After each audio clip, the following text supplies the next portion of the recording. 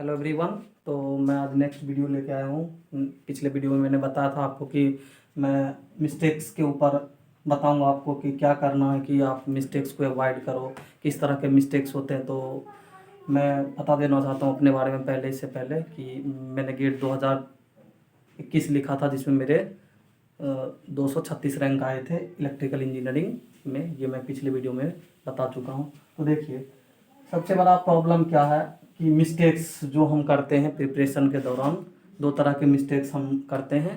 एक तो होता है क्या, जब हम सब्जेक्ट पढ़ते हैं और उसको रिवाइज करते हैं और क्वेश्चंस लगाते हैं किसी बुकलेट से या किसी बुक से, और दूसरा होता है जो हम टेस्ट सीरीज में करते हैं। सबसे बड़ा जो मिस्टेक्स है ना, वो टेस्ट सीरीज में जो होता है। मैं ज़्यादातर फोकस करूँगा और दो टेस्ट सीरीज के ऊपर ही, क्योंकि वो ज़्यादा इंपॉर्टेंट है। मिस्टेक्स आपको इम्प्रूव करना है ना, मिस्टेक्स अवॉइड करना है, तो टेस्ट सीरीज में सबसे ज़्यादा करना, वही आपको अल्टीमेटली जाके गेट के एग्ज़ाम में हेल्प करने वाला है।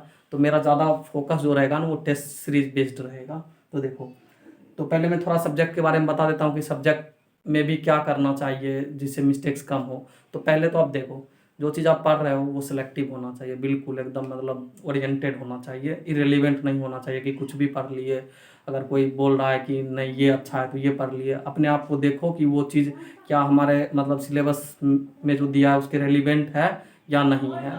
और कोई टॉपिक छोड़ना नहीं है, मतलब जितना उस टॉपिक को डेप्थ में लेके जा सकते हो लेके जाओ, लेकिन जो टॉपिक है उसमें उसको, ये नहीं कि मतलब ये पढ़ लिए ऊपर से बस इतना ही। आपको क्या पता है कि गेट में क्या पूछा जाएगा? आपको पता है? किसी को नहीं पता है, क्योंकि उन्होंने बस टॉपिक मेंशन कर रखा है, ये नहीं लिखा है कि उसमें क्या क्या पूछा जाएगा। तो आप ये नहीं डिसाइड कर सकते हो कि ये आएगा कि ये नहीं आएगा। ये सब नहीं सोचना। आपको जो टॉपिक दिया हुआ उसको डेप्थ में ले जाके पढ़ना है जितना हो सके, उसमें जितनी उस टॉपिक के अंदर जितना कंटेंट है ना उसको पढ़ना है। तो एक चीज़ ये अवॉइड करना है कि जजमेंट नहीं लेना है कि हाँ इतना कर लेंगे तो ये हो जाएगा, इतना कर लेंगे तो ये हो जाएगा। एक चीज़ तो इसको नहीं करना। दूसरा देखो, क्वेश्चन अटेम्प्ट करते समय जब भी आप क्वेश्चंस लगाते हो कहीं से भी, तो मतलब ट्राई करो कि उसमें डिफरेंट पॉसिबिलिटीज़ देखो। मतलब उसमें आप ना, मतलब ये नहीं सॉल्यूशन पे मत जाओ। ज़्यादातर लोग क्या करते हैं कि एक बार ट्राई करते हैं फिर सॉल्यूशन पे मूव कर जाते हैं। तो ये मिस्टेक्स मत करो। ट्राई करो, 2 बार ट्राई करो, 3 बार ट्राई करो, मतलब सोचो उसके ऊपर, थोड़ा टाइम दो। क्वेश्चन अगर आपके पास टाइम है तो टाइम दो, और थोड़ा उस पर ना मतलब सोचो कि क्या मतलब मैं कर सकता हूँ। अगर आपको लग रहा है कि उस टॉपिक से रिलेटेड आपका थ्योरी वीक है, तो एक बार जाओ उस थ्योरी को पढ़ो पहले। मतलब आप क्वेश्चन, मान लो आपने एक क्वेश्चन उठाया नेटवर्क का, किसी भी टॉपिक का हो सकता है, या तो मैग्नेटिक कपल सर्किट का हो गया, रेजोनेंस का हो गया, आपने उठाया, ठीक है। आपसे नहीं बना वो क्वेश्चन, आपने बनाया, 2 बार 3 बार ट्राई किया, आपसे नहीं बना। आपको सॉल्यूशन नहीं देखना, आपको क्या करना है कि आपको उस टॉपिक से रिलेटेड थ्योरी पे फोकस करना है। क्वेश्चन नहीं बन रहा है इसका मतलब क्या है कि आपका थ्योरी पे पकड़ अच्छा नहीं है, आपका जो थ्योरी है ना वो वीक है। तो आपको उससे पहले थ्योरी पे ही काम करना पड़ेगा कि आप जाओ एक बार थ्योरी अच्छे से देखो और फिर रिवाइज करो। फिर सॉल्यूशन देख लोगे तो क्या होगा, उस क्वेश्चन का तो सॉल्यूशन मिल जाएगा, आपको लगेगा कि मैं सीख गया। लेकिन क्या होगा, फिर नेक्स्ट क्वेश्चन आएगा तो फिर हो जाएगा, वही हाल होगा जो इससे पहले में हुआ था, फिर आपसे नहीं बनेगा, क्योंकि आपका वो थ्योरी जो है ना, बेस वो स्ट्रोंग नहीं है। तो उसको फाउंडेशन को पहले मजबूत बनाओ, फिर आप उस पर जो भी डालना है डालो, जितना क्वेश्चन करना करो, फिर होगा।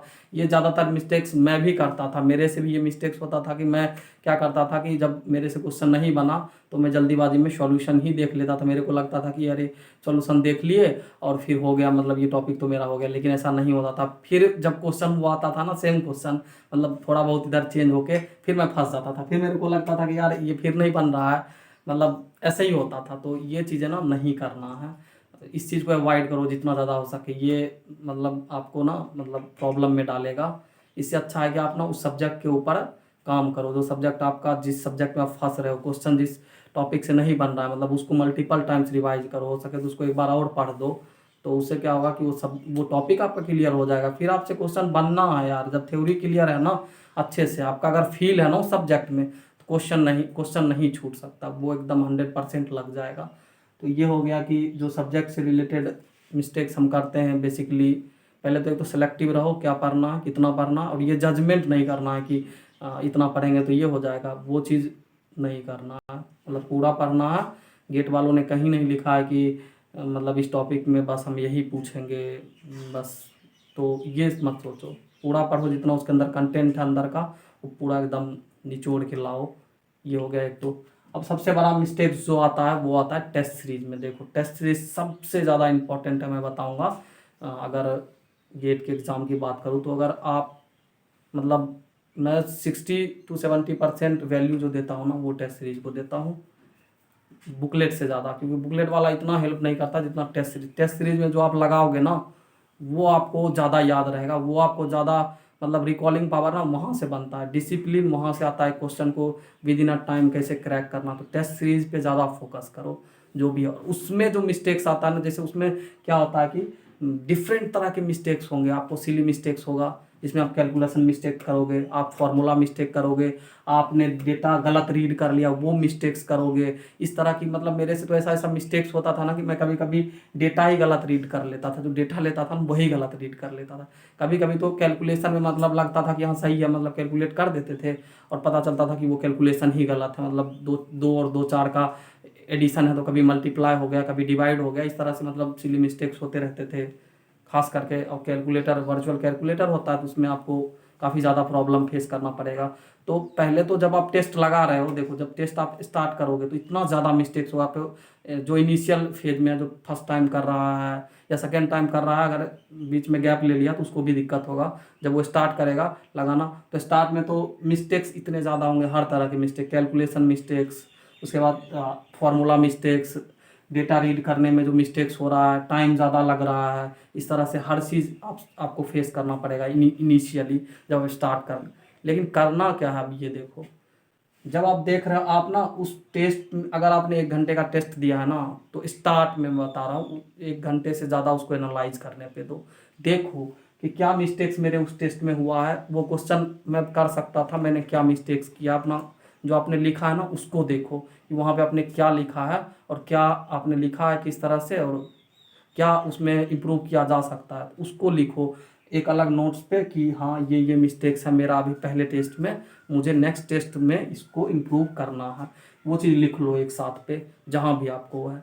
फिर ना आप ना जब क्वेश्चन दूसरी बार टेस्ट दे रहे हो तो आप ना उस चीज़ पे फोकस रखना आपके माइंड में ना। जब आप टेस्ट देने से पहले जब जा रहे हो तो एक बार आप उस मिस्टेक्स को देख के जाना कि हाँ ये मिस्टेक्स मेरा लास्ट टाइम पे हुआ था, मुझे इसको अवॉइड करना है हर हालत में जो भी हो जाए। तो आपका फोकस जब टेस्ट दोगे ना तो आपका फोकस उस चीज़ पे बना रहेगा, क्योंकि आपने अपने सबकॉन्शियस माइंड में ये स्टोर कर दिया पहले ही कि आपने पिछले टेस्ट में ये मिस्टेक्स किया था, अभी आपको नहीं करना। वो आपको इंडिकेशन देता रहेगा कि ये चीज़ नहीं करना है, ये हुआ था तो फिर से एक बार चेक कर लेते इस क्वेश्चन में।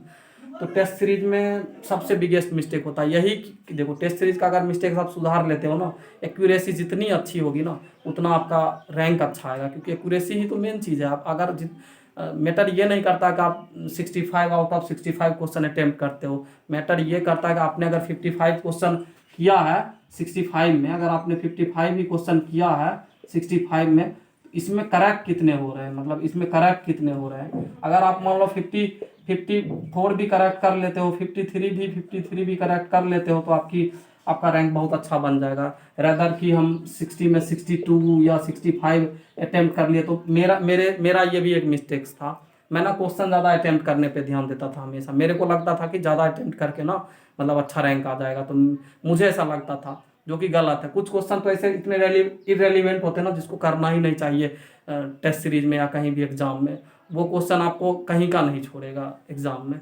मेरा ये मिस्टेक्स होता था, मैं हमेशा ना 65 टच करने की कोशिश करता था। कभी कभी सही भी होता, अगर पेपर आपके डोमेन में आ गया तब तो ठीक है। अगर पेपर आपके डोमेन में नहीं है तो पता चला कि 65 के चक्कर में ना 30 भी नहीं पहुंच पाए और 3 घंटा बीत गया। तो ये चीज़ें ना बहुत ज़्यादा इंपॉर्टेंट है, ये चीज़ें आपको सबसे ज़्यादा ध्यान रखना है जब आप प्रिपरेशन करते हो। तो मुझे लगता है कि इस चीज़ पे अगर कोई बंदा अगर काम करेगा ना, सबसे ज़्यादा ये पॉइंट है जो गेट में आपको एक स्टेप क्या 10 स्टेप आपको आगे रख सकता है। अगर ये कोई अच्छे से एकदम मैनेज कर लेना टॉप रैंक में आने के लिए, यही एक बेस्ट वे है। टेस्ट सीरीज की अगर मैं बात करूँ तो आप इस चीज़ पे फोकस करो, जो जो पॉइंट्स मैंने बताया बस आप उस पर एकदम फोकस करो, ट्राई करो कि जितना मिनिमाइज हो सके एरर्स उतना हम मिनिमाइज करें। तो डेफिनेटली आएगा यार, गेट में भी वही चीज़ रहता है, कुछ अलग थोड़ी है। मतलब वही चीज़ गेट में भी करना जो आप टेस्ट सीरीज में करते हो। तो आई होप कि आप ये चीज़ अप्लाई करो, ये चीज़ें आपको हेल्प करेगा। तो चलो बने रहो, नेक्स्ट वीडियो में हम फिर कोई नया कंसेप्ट डिस्कस कर लाएंगे आपके लिए। और ख़ास करके ये जो स्ट्रेटजी है मैंने खुद डेवलप किया था, क्योंकि मैं मेरा तो सेल्फ है, तो मैं इस तरह की चीज़ें एक्सपेरिमेंट करता रहता था कि क्या किया जाए, क्या गलती हो रहा है मेरे से। तो आप इस चीज़ पे ध्यान दो और सब्सक्राइब करो इस चैनल को, शेयर करो। नेक्स्ट वीडियो में मैं कुछ अच्छा सा फिर से लेके आऊँगा कि और क्या क्या चीज़ मतलब हम अडॉप्ट कर सकते हैं अपने प्रिपरेशन के दौरान, जो चीज़ आपको हेल्पफुल रहेगा तो बताएंगे। चलो, थैंक यू फॉर वॉचिंग।